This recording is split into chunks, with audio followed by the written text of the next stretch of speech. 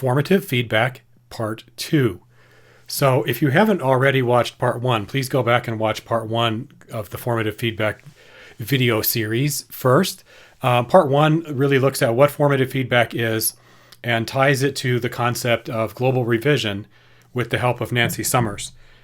In this Part 2, we're going to look at the nuts and bolts of how to provide this kind of formative feedback in order to provoke and prompt revision. And we're going to look pretty closely at Chapter 13 in the Hewitt book, which I think has some really good information. So our goal in formative feedback is, of course, to guide revision.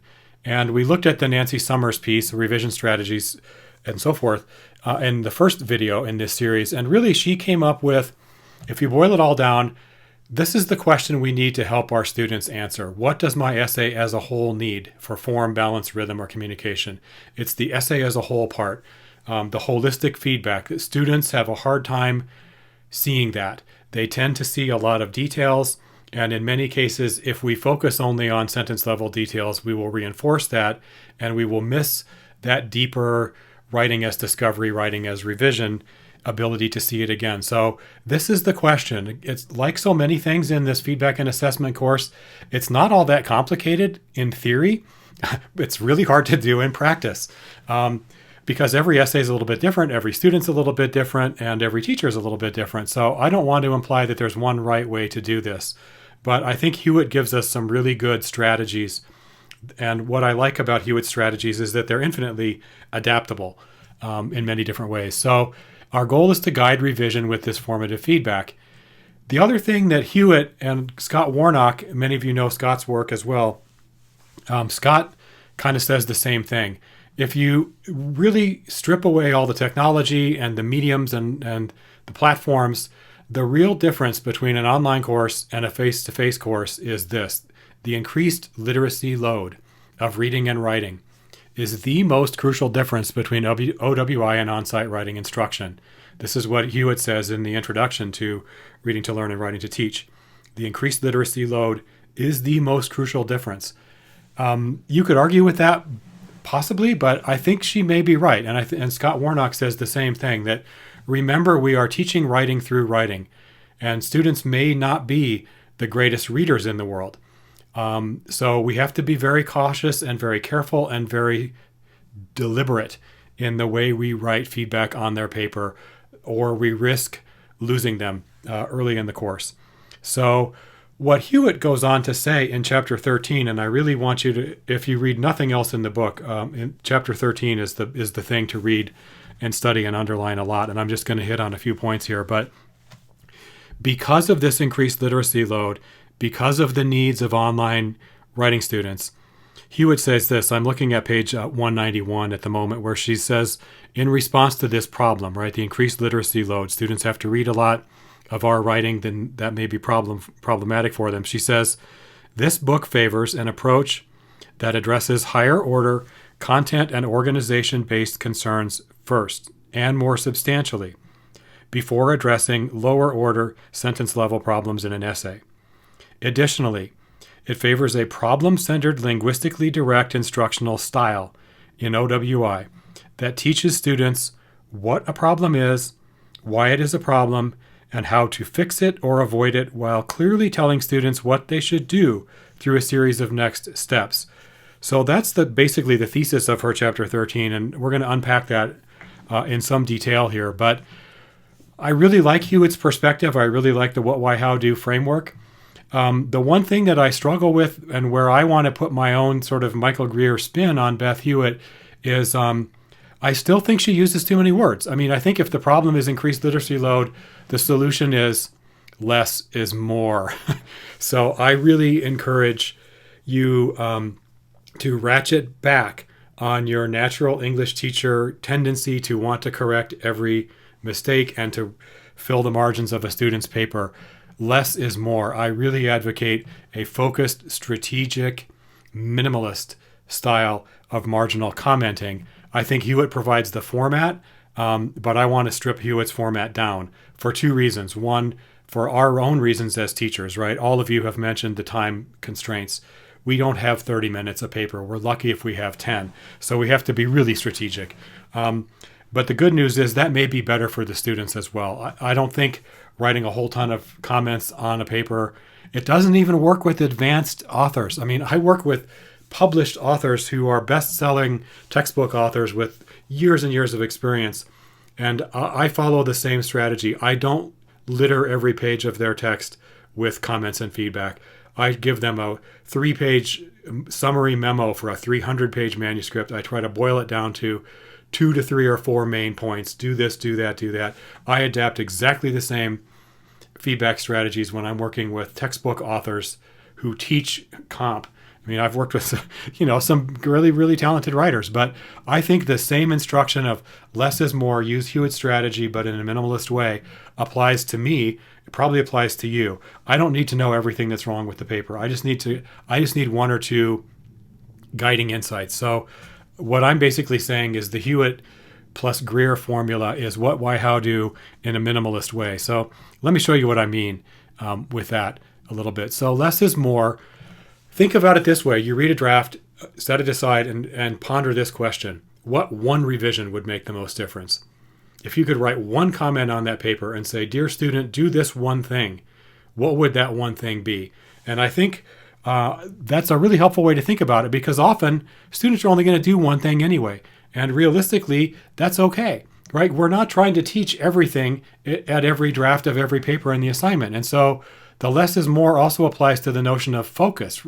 Remember where you are in the course. So I tend to focus my strategy for giving formative feedback by first looking at the course learning outcomes, reminding myself, what the heck is this course? What is the ultimate goal? Where are we going in the next 8 weeks or 16 weeks or 10 weeks or whatever you have? I look at the course learning outcomes first. That tells me some things are more important than other things. Then I look at those assignment learning outcomes, which will pretty much tell me these are the things that I, as an instructor, should be focused on, because these are the things I told the student to focus on. And then finally, the context in the process. Are we at the first draft, the middle draft, or the end draft? Are we in week 1 of a 4-week unit or in week 4? That is also going to dictate my focus. So look at the course learning outcomes first, then the assignment learning outcomes, and then look at where you are in the process. And all of those things will help you narrow your focus to something very precise. So, for example, my assignment that I gave to my student, Jenny, is a rhetorical analysis paper. And the first learning outcome for the assignment is this: learn and use key rhetorical concepts by composing an analysis essay. I would argue that actually should be 2. And when I revise my assignment, I will probably break that down into 2 outcomes. But this helps me focus, because really it tells me I need to be looking for rhetorical concepts. Does the student grasp what those concepts are? In this case, ethos, pathos, logos, right? Are they understanding the key concepts I'm trying to teach in this assignment, which is I want them to use certain kinds of rhetorical terms, ethos, pathos, and logos, in an understandable way. I want to know the student understands those terms and can use them. The other key word in my learning outcome is analysis. And in my assignment sheet, I explained this is an analysis, it's not a review. So I contrasted the analysis with a review. I also think it's very important to contrast analysis with summary. Some students will give you back a summary when you ask for an analysis. And so you have to tell them, well, you've done a really good job of summarizing this reading. However, I wanted you to analyze it. And then you have to explain that. But this one assignment learning outcome, learn and use key rhetorical concepts by composing an analysis essay, we're talking about alignment now, you understand, aligning my outcomes with my assessment. I'm really going to look for those 2 things. Has my student demonstrated a knowledge and an ability to apply the rhetorical terms and concepts in her draft? And is it actually an analysis? Nothing else really matters. I don't really care about anything else at this point. I just want to answer those 2 questions. So as you do this process and iterate, you will learn to define more clear outcomes, because you'll know that, hey, when I get to the assessment part, it's really going to help me focus my time and energy, and I know exactly what to look for. I don't need to pay attention to 17 extraneous things. So this learning outcome helps me focus my formative feedback, which makes it more easy for me to do and more useful for my student. So The framework that Beth provides in chapter 13 is called What, Why, How, Do. And that's the thing that everybody remembers about this book, and I think that's a pretty good thing to remember. What, why, how, do. To elaborate a little bit further, she calls it the 4 steps of the writing intervention process. So think of your formative feedback as an intervention in the student's writing process that has 4 steps. What is the problem? Why is it a problem? How can this problem be revised and avoided? And then do these steps to address the problem. What, why, how, do. That's a pretty easy to remember framework. Even if you're in a hurry, you can just remember what, why, how, do. What's the key problem? Why? Explain why it's a problem. How can it be revised or avoided? And then do these steps. So let's look at an example. This is from Beth herself. She has this comparison contrast with 13.3, which is a not very good set of feedback notes to a student, with 13.4, which is her suggested better version. So she begins her formative statement to Bob by highlighting the strengths of the essay. And then she moves pretty quickly into content development and zeroes in on one key problem, and that has to do with thesis. So we assume that the purpose of this essay is argument. It's an argumentative essay, and the assignment is looking for outcomes related to argument, thesis, and organization. So the feedback here zooms right in. My sense of your current thesis comes from the last paragraph. You seem to be saying that. So she goes on in these comments to elaborate. What's the problem? What is the problem in Bob's draft? Is that basically there isn't a very clear thesis, and so she ends up giving a little mini lesson in her feedback here about arguments have particular patterns that readers expect. One pattern is to provide at least one major reason for your thesis per paragraph. Now, in many cases, if you had a lot of students that had the same problem, you would probably end up creating a video or teaching a little mini lesson, and you might not embed it in a student feedback. But she's trying to explain the need for the paper to have a clear thesis. And so the end of this primary feedback is the sentence at the bottom of the page here that says, write a clear thesis and well-stated reasons for that thesis in an outline form first. That will make the essay easier to revise. Now, again, I would be even more direct than what Beth is being here. I would say content development. 1, I'm having a hard time seeing your thesis. I think I can understand it, but I had to work really hard to find it. Therefore, I would say, write a clear thesis and well-stated reasons for that thesis in an outline form first. So I would be even more minimalist and to the point than Beth. And I would tell that student the what. What is the problem? I'm not seeing a clear thesis in this paper. That's a problem. Why is it a problem? Well, because you can't organize an argument if you don't have a thesis, right? So from there, the feedback pretty much writes itself. She goes on to elaborate in a number of detail and ends her feedback with these next steps for revision. Step 1, find your current thesis in the current draft. Move the thesis to the beginning of the essay. 2, locate your reasons and evidence. Number them in the order you want to present them. Develop more reasons if you do not yet have 3 or 4 of them. 3, revise the essay with this thesis and set of questions. I would stop right there. Beth's comments go on to talk about work on the documentation and spell check, and I would say I don't even care about that yet. If the paper doesn't have a thesis, the rest of it doesn't matter. So I wouldn't even distract the student by talking about documentation and proofreading at this stage.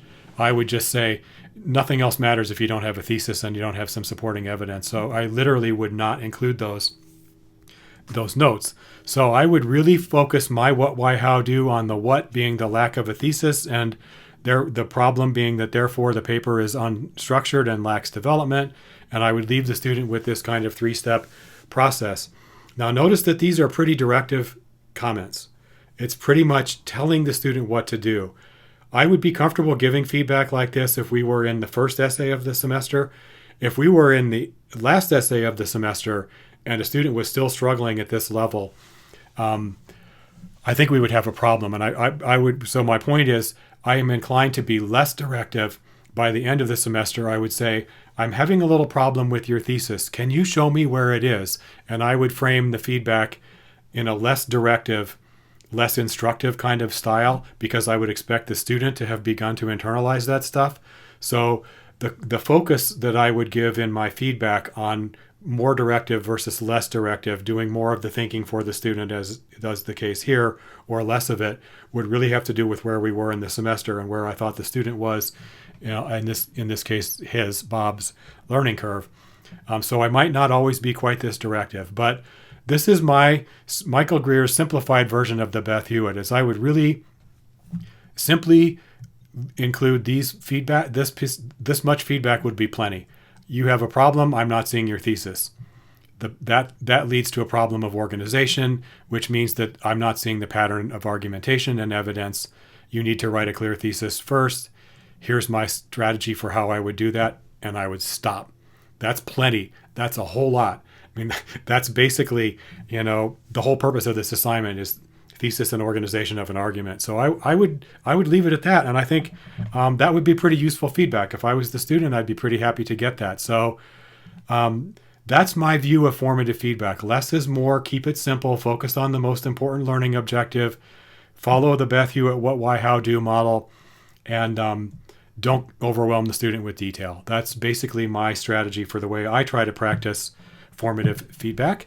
I hope that's useful, and we will all have a chance to practice and share our own formative feedback with our students as this week progresses.